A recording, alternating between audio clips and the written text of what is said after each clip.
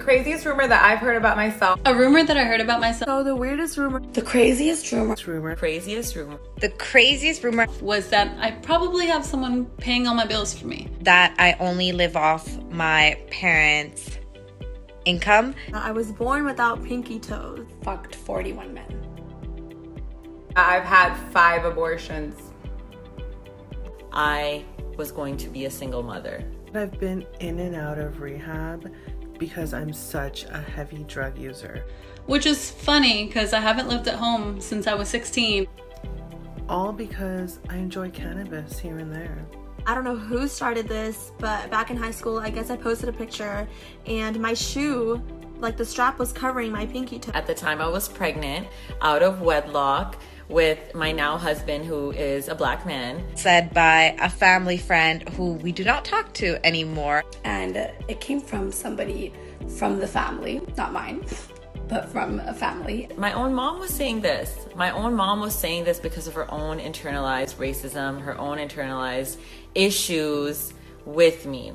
The rumor came from a girl that was my best friend. And the only people paying my bills are Honda, Toyota, Fenty, Vivo, Samsung. People actually came up to me and started asking me like, hey, so I heard you don't have pinky toes. Like, can you stand? Like, can I see it? And I'm like, are you joking? Should I go on? And she was one of those typical aunties. Yeah. Shame on those nosy aunties for spinning up these rumors. Or maybe you just check my credentials before you open your mouth next time. The definition of a mama's boy is a son who never wants to grow up and wants their mom to take care of them for their entire life. And their mom is completely fine with that. They want to do their cooking, they want to do their cleaning, they want to do their laundry, they want to coddle them, and their son can never do any wrong. Meanwhile, at the same time, my brother was in a relationship with someone who had 2 kids by 2 different people, which is, I don't think that's a big deal at all. I don't give a shit.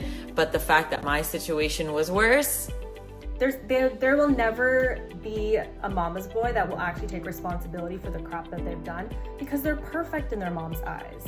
They couldn't possibly do anything wrong. Brown men love being mama's boys. Well, guess what? We're not your mama. Brown men are way more susceptible to being mama's boys because the patriarchy is a hell of a drug. From the second that they're born, our society values men so much more than women that they never hear the word no. Their moms are obsessed with them. They coddle them. They take care of them in a way that's almost unhealthy because they never hear the word no from a woman, ever. And then they grow up thinking that they are literally like God's gift to this earth. Like they are just the best thing to happen to this world. And then they enter the real world and they hear the word no from a Desi girl for the first time and it literally doesn't compute in their brain. I'm not gonna breastfeed you. I want our culture to stop holding women and men to different standards. And that's a patriarchy for you. You're not better than me. You're not God's gift to earth. I am God's gift to earth.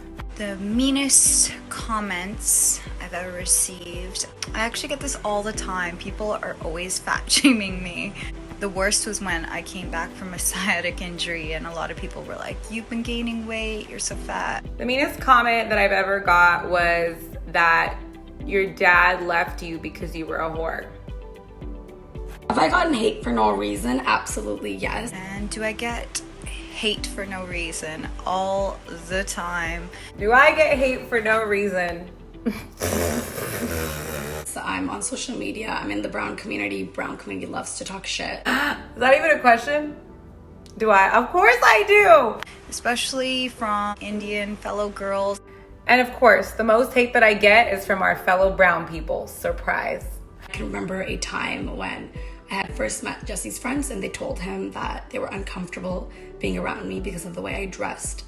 A lot of the hate I get is because of what I wear. Apparently that identifies who you are as a person, the way you want to express yourself. I run a women empowerment movement. I'm all about women supporting women. And I remember feeling like absolute crap because the way I chose to express my style, even though I was fully covered around them, they didn't like how tight my clothes were. But for some odd reason, I do get judged a lot without people knowing me. I am a dork. Don't judge a book by its cover. Brown people do better, brown people.